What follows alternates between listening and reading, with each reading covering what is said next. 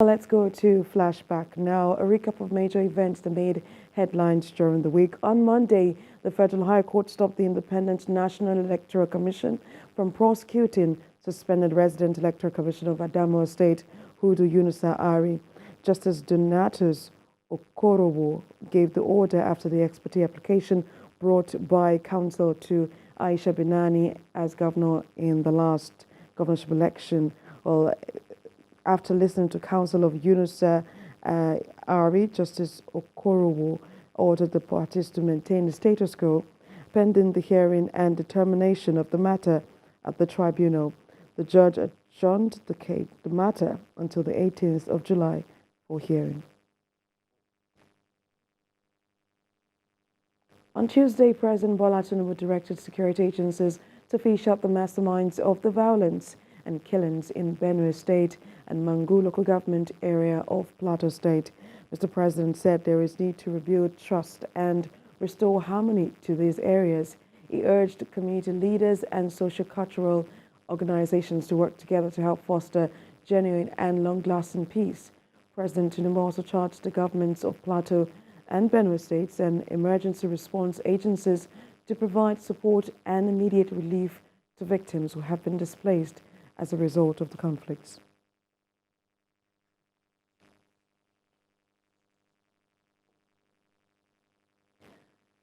To Wednesday now, President Tinubu requested for the approval of 500 billion naira as palliatives from the lower legislative chamber of the National Assembly.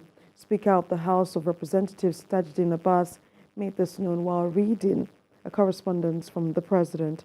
He said the 500 billion naira request is from the 819.5 billion naira in the 2022 Supplementary Appropriation Act. I write to request the approval of the House of Representatives for the amendment of the 2022 Supplementary Appropriation Act in accordance with the attached. The request has become necessary in order to, among other things, source for funds necessary to provide palliatives to mitigate the effect of the recent removal of fuel subsidy on Nigerians. Thus, the sum of 500 billion naira only has been extracted from the 2022 Supplementary Appropriation Act of 819 billion 536 million 937,815 naira only for the provisions of palliatives to Nigerians to cushion the effects of fuel subsidy removal. Still on Wednesday, President Tinubu welcomes the class of 1999 governors to the presidential villa in Abuja. During the president's interaction with the former governors, he talked about the challenges of governance and the determination of his administration to provide leadership that will bring rapid growth and development. Again, the president appealed for more patience from Nigerians and promised that the government will speed up the process of ensuring a foolproof social security structure that will not be compromised. Must be on deck to give Mr. President the needed support and encouragement to foster a better country, a better nation. We also seize the opportunity to congratulate him as the new chairman of ECOWAS and assure him that we are with him, and anytime he wants to dig into the wealth of experience of these very prominent and well-founded members of class of 99, he should be rest assured that we'll continue to give him the necessary support. On this part, Mr. President assured us that it is his dream to see a better Nigeria. And he wants us to also let you know that the decisions that he has taken so far might be painful, but it's just like a childbirth. In order to celebrate a child, you must go through labor. And Plateau State Governor met the Chief of Defense Staff on Wednesday to discuss solutions to ending the killings in the state. The attacks in Mangu local government has led to the loss of lives of many and the displacement of residents and destruction of property. It's one string of attacks too many. The recent attacks in communities in Mangu local government area of Plateau State continue to deepen insecurity in the state and heighten the humanitarian crisis. It's uncertain how soon efforts by security forces will yield results. But the directive by President Tinubu to end the carnage and bring to book those behind the attacks is putting security forces on their toes. Gentlemen, the Chief of Army Staff. This meeting at the Defense Headquarters is meant to strengthen the resolve to curb the attacks. Plateau State, and particularly Mangu local government, has been in the news. And I'm glad to report that under the new GOC, that we have begun to witness some return to peace and order. And we want to trust that the Chief of Army Staff will give him all the needed support to be able to make the Army proud and bring an end to this unnecessary conflagration. There is a renewed effort to tackle the security challenges on the plateau and its environs. And we are still receiving reports from the field to see other areas of intervention that can bring a lasting peace to the troubled local governments and even the entire Plateau State. So we'll stop at nothing in providing the combat enablers and other interventions that are required to bring lasting peace to the plateau. Expectations are high that security forces will live up to the new directive and restore peace to the troubled communities.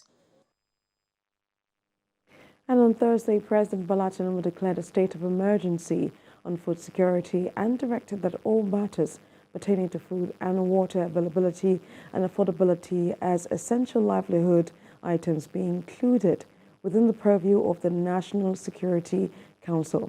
The president also said his administration will deploy some savings from the fuel subsidy removal into the agricultural sector. Bola Tinubu says his administration is worried about the clear and present danger to food security in the country. The recent policy of fuel subsidy removal has taken a toll on food prices and now threatens food security. President Bola Tinubu's declaration of a state of emergency on food security seeks to reverse the inflationary cost of food items and ensure affordability. The president has declared with immediate effect the following actions. 1, a state of emergency on food security. 2, that all matters pertaining to food and water availability and affordability as essential livelihood items be included within the purview of the National Security Council. The annual inflation rate in Nigeria rose for the 4th consecutive month to a near 18-year high of 22.41% in May this year. These new measures introduced by the Tinubu administration is meant to stop the hike in food prices and possibly force a downward trend. We shall create and support a national commodity exchange board that will review and continuously assess food prices as well as maintain strategic food reserve that will be used as price stabilization mechanism for critical grains and other food items. It seems this time the federal government may be out to find a lasting and sustainable solution to the farmer herders conflict, which again is a serious threat to food security. President Tinubu's administration says it will adopt ranching as against cattle herding. The president seeks an increased and improved participation of relevant government institutions and stakeholders in the agricultural sector. But he insists the Central Bank of Nigeria will continue to play the lead role in funding the value chain of the agricultural sector that already accounts for 35.21% of employment in Nigeria. This latest government initiative is expected to draw the country closer to achieving Sustainable Development Goal 2, which focuses on ending hunger, achieving food security, improved nutrition, and promoting sustainable agriculture. On Friday, President Tinubu met former Lagos State Governor Akinwumi Ambode, Kaduna Governor Ubasani in the Aso Rock. This meeting is coming after the President met with Mr. Ambode at the state reception organized for him by Lagos State Governor Babajide Sanwo-Olu on June 29. The perceived return of Mr. Ambode to the mainstream of Lagos politics reportedly began with Governor Sanwo-Olu's visit to his predecessor's home to celebrate his 60th birthday on June the 14th.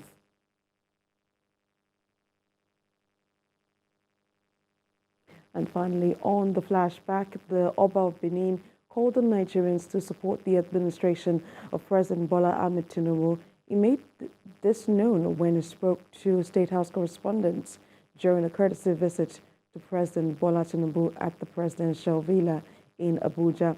The monarch commended the president for the various steps taken by his administration to reposition the country.